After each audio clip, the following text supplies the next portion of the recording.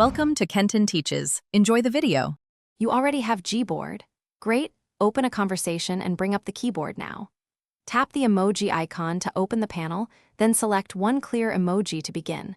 Once selected, look at the suggestion strip above the keys for mixed sticker options. Make sure you're online because many combinations are generated dynamically. If you see the mashups, you're ready for the next step.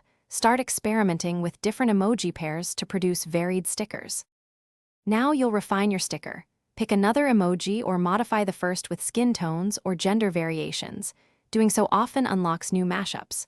Once done, scan the suggestion row for options. Some combos produce multiple styles. Tap any suggestion to preview it larger. If it looks good, send it directly into the chat.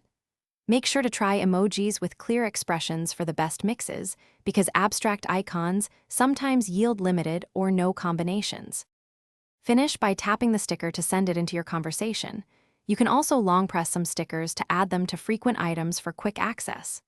Once sent, the sticker behaves like an image and can be forwarded or saved to other apps through the share options.